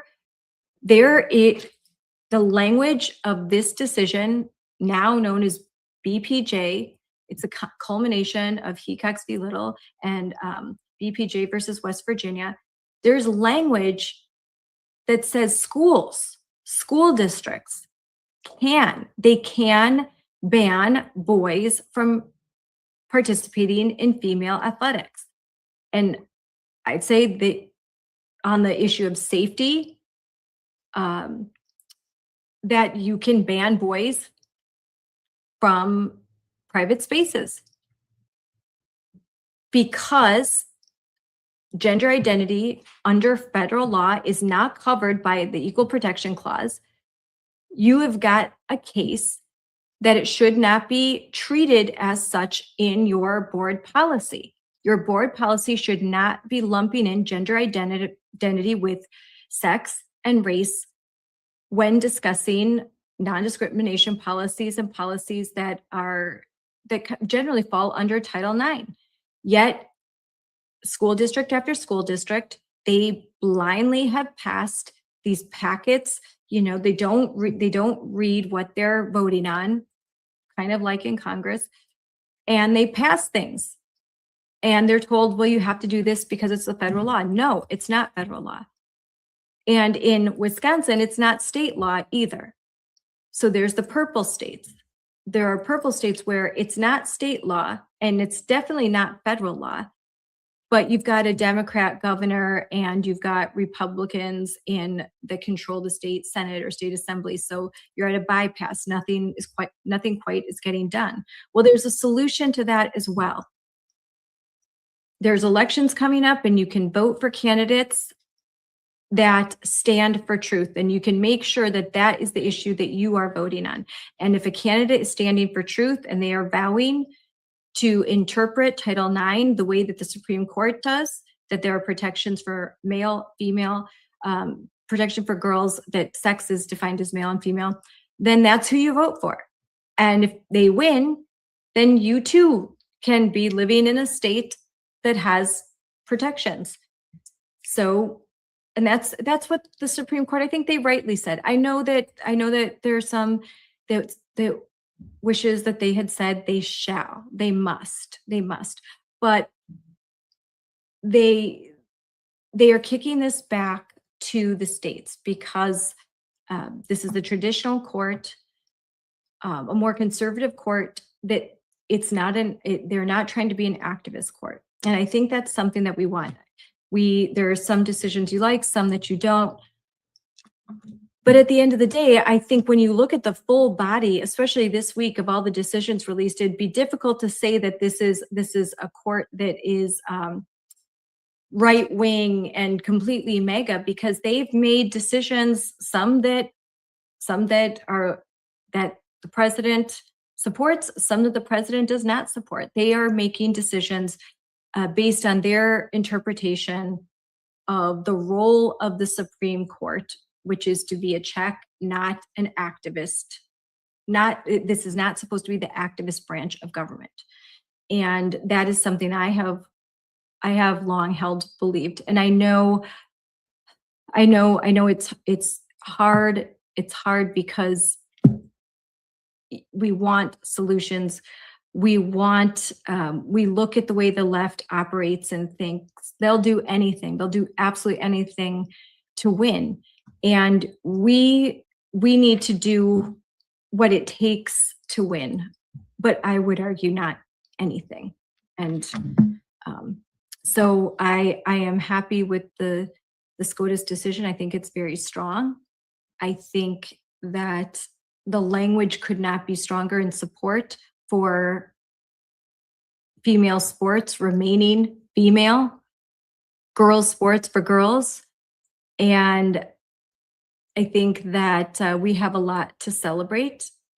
And as we go into celebrating 4th of July and 250 years of freedom and liberty in America, I think we should take a break from all of this for a little bit, enjoy time with our families, and then, after that, start gearing up and getting ready to do what needs to be done at the state and local level, do what needs to be done so that if you are in a state that does not have protections, that you become a state that does have protections. If you have a school district that is not protecting your daughters, that you become a school district that is protecting your daughters, and that's going to be through school board policy, and you're going to want to get really involved in, if your state has elections for the head of your state Department of Education, you're going to want to really get involved in that. So in closing, let me see, I wanted to read some of my favorite passages. It's been a very long day for me. Let's read one. To provide equal opportunity for female athletes, schools do not merely maintain, for example, one soccer team, one basketball team, one ice hockey team, one lacrosse team that are equally open to male and female athletes. That approach would deny equal opportunity to female athletes because, as all agree, females and males have inherent physical differences relevant to athletic performance. That is in the opinion, and 100% right, 100% right. I think we could end this whole thing right here. The term sex in the 1972 Title IX statute, the 1974 Javits Amendment, and the 1975 Title IX regulations cannot plausibly be interpreted to refer to anything other than biological sex. The ordinary meaning of the term sex at the time of enactment in the early 1970s was biological sex and not gender identity, particularly in the sports context. That is a direct quote, a direct quote. Sex means biological sex. It means male and female. Gender identity are not protected class. If you suffer from gender dysphoria and you think that you are a male, that is, you are not covered as a protected class under the Equal Protection Clause. And you are not afforded rights plus. That is not something that is offered to you. And this is a truth that needs to be shared so that these kids do not operate under false illusions. And their parents aren't either. And so that decisions can be made. And so don't drop out. If you're a boy claiming to be a girl now, don't drop out of the boys' athletics. You need to stay there. That's where you're going to need to compete if you would like to continue to participate in athletics. You're going to need to stay on the boys' athletic team, dressed like a girl. If that's what you choose to do, fine, do it. But you're going to be doing it with boys. Girls are not going to have to pretend with you anymore. Girls should not have to pretend that woman face is actually a woman. That's just not fair. It's not right, and it's not real. So if you're a boy and you're an athlete, prepare to stay on the boys' team. That's where you belong. You can continue to participate, but you're going to do so not on a girls' team. You're not going to make them uncomfortable. You're not going to take their trophies. You're not going to take their athletic scholarships. You're not going to do a long jump and start dancing around like a pretty girl. Like, that's not okay. You're going to have to do all of that on the boys' side and see how that works. But you're not going to do it with girls. And you're not going to go into girls' spaces, and we're not going to put tampon machines in the bathrooms of elementary school boys. We're not going to do that because boys don't menstruate. And we're not going to pretend that they do. We're not going to pretend that men get pregnant because they don't. They can never do that. They cannot do it. They don't have the equipment. They don't have the uterus. They don't have the ovaries. They don't have cervix. They don't have any of that. So a man can never get pregnant, and that's never going to happen. So That's the reality. So we're going to speak the truth, and it's okay to do that. It is not against the law to do that. Nothing can compel you to say that a lie is true. You have free speech rights, and you should feel free to exercise them. And then you should make sure that you are teaching your kids to exercise them, and they should be watching you, learning from you, and getting courage from you. Maybe, and even if your kid says, "Oh, that's embarrassing," well, too bad. The kids get embarrassed by lots of things. Kids get embarrassed if you start singing out loud in the car, or if you start dancing to a song that you like. Especially teenagers, they get embarrassed by everything. But deep down, they are more grounded when they watch their parents stand for reality. And if they watch their parents cave, they'll cave. And they're not going to have a whole lot of respect for you. So be the example for your kids.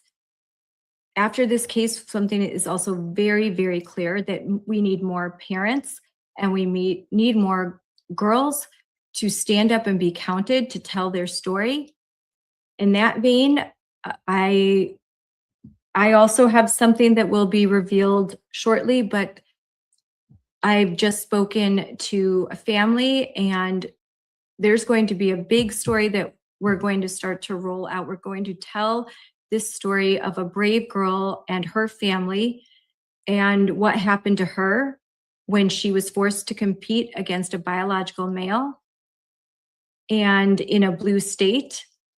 And I just talked to a parent today and asked, what was your opinion of this decision? And the response was sad that it has come to this, sad that I'm happy when the Supreme Court finally validated everything that my daughter has been feeling, validated the fact that she felt uncomfortable competing against a male. She didn't want to. They didn't even know that it was happening. They weren't warned ahead of time. And that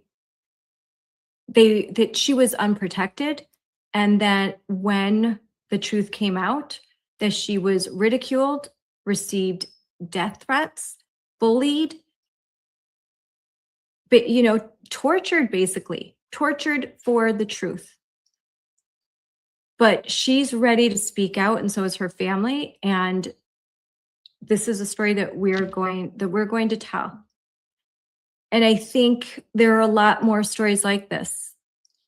So getting back to when I was talking to Dan and Cory, you don't hear a lot about these athletes. Even in California, I was talking to some parents. There are a lot more of these male athletes competing in female athletics. A lot of times, maybe they're not winning, so no one says anything. They're not winning yet. Or the girls the girls and the families, they don't want to lose their athletic scholarships. They don't want to get the death threats. Parents don't want to lose their job. Girls are afraid of what other people say to them. Lots of reasons, but there are many more cases of boys competing in girls' athletics than you have heard. You should go to a website, He Cheated. I think it's hecheated.org. You'll see a lot of statistics there, but that doesn't even cover it, because there are so many. I will tell you, in my state of Wisconsin, I have had many very credible complaints, but they're not, they complain, they tell me about it, they're not willing to come forward. Understandably, I'm not going to judge or force anyone to go through some of what Ella has to go through. It's not an easy thing, especially for a kid, but there's a lot of love too. There's a lot of love and support. So when you do come forward, I will tell you, you will not feel alone. You will feel so much less alone than you do by staying silent. Instead of constantly being bombarded with hate, you may still get some of that, but then you're going to get double doses of love and encouragement and support from the people that are listening right now, to my followers, to members of groups like Moms for Liberty, politicians that support you, they have your back, leaders that support you and have your back. There's so much you're missing when you're not coming forward. You're missing the camaraderie, the support. Jennifer Say will tell you this. A lot of the girls that she mentors will tell you this, that coming forward, being vocal was the best thing they ever did. It changed the trajectory of their life forever. And once you're a survivor, once you survive what happens when you come up and stand for truth, you now have this like Teflon skin, because now there's nothing anyone can say that will make you live a lie. And you've got that feeling that you can't even put into words, when you know that you have courage, when you have been tried and tested. I say this all the time. While very difficult, particularly early on, my own personal journey, oh my gosh, a lot of bad things happened to me, a lot of trials and tribulation, a lot. And I can tell you, I don't regret any of it. I regret nothing, because it has made me the person I am today, and has given me the best gift of all, which is the I don't give a crap attitude that I have towards the woke crazy people who don't like me. And I don't like them very much either. So we're even. And they're trying to end my way of life, destroy my civilization, rob me of my children, brainwash my children against me and against this country. So you know what? If this isn't my hill to die on, I don't know what is. And if it's not your hill, I don't know what ever will be. Because if something's coming after your kids and your daughters, and that's not the hill for you, then you don't have a hill. Jennifer Say said that, and it's true. You don't have a hill. So you need to rethink your priorities if fighting for your children against this woke nonsense is not important to you. And don't think, I'm going to homeschool my kids, it won't get to me. It will. So homeschooling parents, you have kids in private school, this is still your fight. This is still your community, still your tax dollars being spent. And all of this trickles down. It will affect your life. These are the kids in your community, the kids that your kids are going to be friends with, they're going to date, they're going to be in community with. It matters. And you cannot bury your head in the sand and think, well, I'm not of this world. If you're a Christian, no, like I'm looking to my heavenly home. Well, I must have missed that part in the Bible that said, mind your own business, the parable that Jesus told to all of his followers. Hey, mind your own business. I think I remember the part where he said, anyone who harms a child, better off tying a millstone around his neck and throwing himself in the river. That is how precious children are. So if you're a Christian and you are going to deny the imperative that you must protect the children, that is your job as a Christian to protect children. If you're going to be in denial of that, then you really need to reconsider your priorities and question, are you really following the path that God wants you to follow? It is your job as a Christian to protect children, your children, the children around you, like protect them. Do everything that you can to protect them. And even if it means you have to sacrifice, you have to make that horrible sacrifice that people you've never met online are going to say bad things about you. This too shall pass. You'll get over it. There's probably a ton of comments under there. And you know what? I don't care. This is me not caring what these people think, because why should I? Most of them don't even have their name attached to their stupid comments.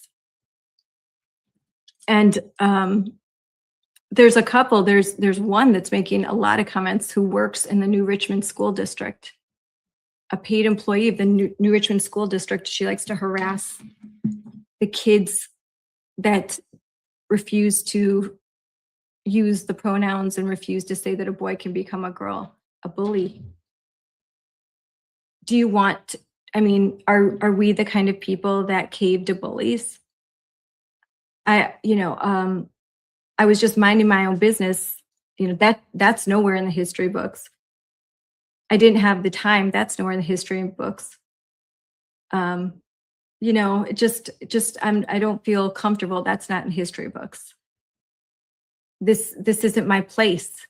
That's not anywhere in the history books. No one remembers people who don't stand up and say, "Here am I, send me."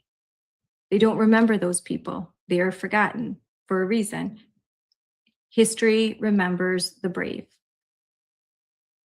Your children will remember. Your community will remember. So be brave. Be brave in the way that you can. Do what you can. You don't have to be on camera like I am. You don't have to run for office, but maybe you are the person who can run for office. Or maybe you're the person that can support the person running for office. You can join Moms for Liberty. You could be a leader of Moms for Liberty. You could be a member. You could be a person that's out front. You could be a person that's helping behind the scenes. There's always something you can do. There's no excuse to not stand up, to not do something. And we are here reading this decision because there were brave parents that stood up, brave kids that stood up, pro bono law firms that took these cases, very smart legal minds that work for far less than what they could make were they in the private sector. They take the pay cuts because they believe in the cause of liberty and freedom and truth and justice, and they're fighting for it.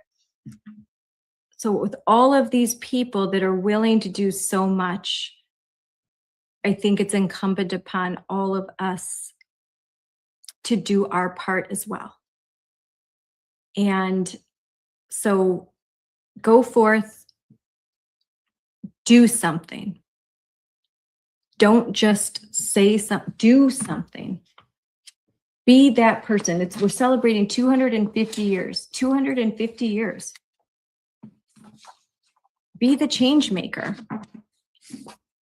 I wrote, let me see, bring it up. I wrote a really good speech for an event that got rescheduled. And the speech was, and I'm looking right now because it was a little long, but the speech was right here. Stay in the fight. And the theme, lead. And it's really good. I'm gonna when I do give it, I'm gonna record it so you can hear it because it's really good. I spent a lot of time writing it because it was something I felt really that God laid on my heart to write, but I'll read just this last part. So the next time that little voice tells you you're too small, too tired, too outnumbered to matter, you look at the kids like Ella Frei, Riley Gaines, Paula Scanlon. There's so many kids, Maddie, Alexa Anderson, Peyton Manning. And many, the girls on the West Virginia shot put team. I believe one of the little girls' name is Adelaide. I just listened to her mom's story told on the Sage Steele show, and it had me in tears. Little girl, 7th grade, 8th grade, and what she had to endure.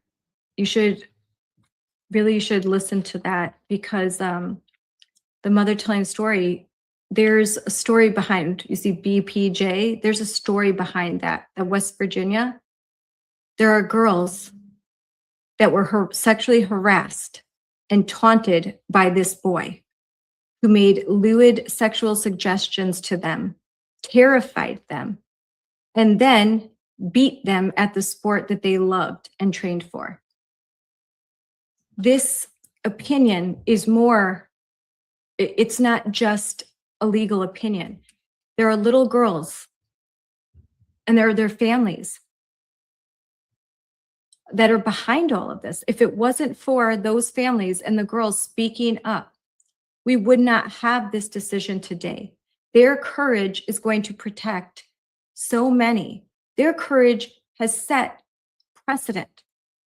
Their courage has now once and for all defined sex under Title IX. Their courage has made it possible for the Supreme Court to say unequivocally that gender identity is not a protected class under the Equal Protection Clause. All of these things because brave little girls, 7th and 8th grade, said no. And the parents said no. Do what you will to us. We are going to fight this so no other little girl has to go through something like this ever again. So that boy pretending to be a girl, not a victim. According to allegations, not a victim, actually the opposite. So know the facts. Kindness. Who should you show your kindness for? How about for the girls? Empathy. Who should you be empathetic towards? Maybe the girls that are getting harassed and sexually assaulted and teased and tortured. Who should you have concern for? Maybe the girls that don't want to use a bathroom with a boy. Maybe a girl who, when she's menstruating, doesn't want to know that there's a boy next to her in the stall as she's using the bathroom. Maybe it's a girl who doesn't want to pretend that boys can get pregnant too. Who should we protect? Maybe girls that are on a volleyball team that are being forced to play against a boy, and they're worried that they're going to have the ball spiked into their face and suffer a brain injury too. And even you take out the risk of physical injury, let's just say in track, the girls that have to lose opportunities, the girls that have to suffer the humiliation rituals of standing next to a biological male and smiling and pretending that this is all just fine. There's no neutral mountain left to hide on. The woke have made sure of that. They're playing for keeps. So you should too. Get off the couch, get off the pew, get off the hunting stand. Put down the phone, put down the remote. Turn off the computer and get in the fight. Stay in the fight. Get others in the fight, preserving our communities, our state, our country, our civilization, our way of life. Lead, not because you've got all the answers, not because you're the bravest one in the room, but because somebody has to be the vessel who says out loud with meaning, "Here am I, Lord, send me. I'm the one. I'm the one I've been waiting for." There's no one else. It's me. It's not send somebody else to save me or save someone else. Send somebody else, Lord. It's send me. I'm the one. Be the one. Be the hero. Be the person that you've been waiting for, that others have been waiting for. If you do that, you will not regret it. If you do that, you will be a change maker. If you do that, you will make a difference and your life will be changed. You will only ever have as much tyranny as you're willing to kneel to. Let me say, you will only ever have as much tyranny as you're willing to kneel to. You need to say, these knees don't kneel to anyone but God. You don't kneel. You stay in the fight. Stay in the fight, and God bless you. Now, let's roll. It's time to go out and save this country. So, happy 250th birthday, America, land of the free, home of the brave, land of liberty, land that I love, land and country that is worth all the sacrifices. Because I want to leave my children a country that is free.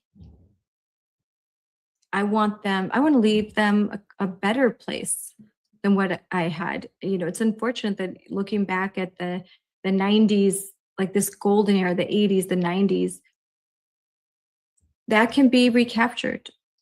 And it is. There's so much good. Don't be black-pilled all the time either. There's a lot of good things. If you're feeling a little down, go to Freedom 250 and America 250, but follow Freedom 250. And look at the joy and happiness. And if you are in the DC area, go to the Great American State Fair. It's really great. And there are, having just come from DC, every Smithsonian has some new exhibits, so patriotic. There's a bunch of new things. So if you haven't been there recently, you're going to be surprised. The museum underneath the Lincoln Monument is open. For years now, there's been construction in front of the Supreme Court, in front of a lot of the iconic monuments. That's down. You can enjoy them. They look beautiful. It's very, very safe. I walk around at night all the time. I feel perfectly safe. There are police on bicycles. You see a lot of there's always, you know, I feel perfectly safe. And around certain areas, you see like some of the National Guard there, and it's not at all intimidating. It's not at all scary. It's great. It's wonderful. So I highly encourage you to go there and experience this once in a lifetime event. 250 years. There's a lot of things going on between now and August, and in your community, there's a lot of great 250 events. So check out what's happening in your community. Go to your community parade. Take your kids, take your grandkids. Again, put down the phone, turn off the TV, shut down the computer, and enjoy America. Enjoy it. Have some fun. Have some laughs. Eat a lot of food. And then, you know, as healthy as you can, but I know we're all maha, but you can take a little break, have some fun, have some snacks, but enjoy your life. A lot of people sacrificed. They gave their life for you to have this wonderful experience with your family. They gave all. Now, you don't waste the gift that they gave you by complaining all the time. And stop and let's not constantly judge and like, oh, I would have done it this way, or you know, things aren't happening fast enough. I think let's have some grace, and let's be thankful that we have a president that loves America. We have a cabinet that truly loves America,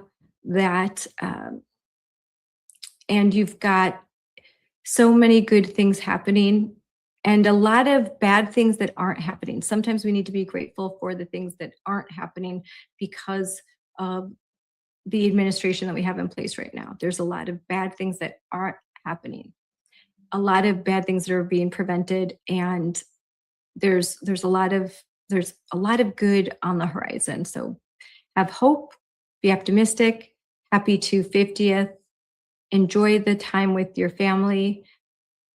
I still have some podcasts that'll be airing through the week. But I'm certainly going to be enjoying time with my family and attending some parades in my community and just enjoying the blessings of liberty. So you should too. Happy 4th, happy 250th America. Good night, everybody.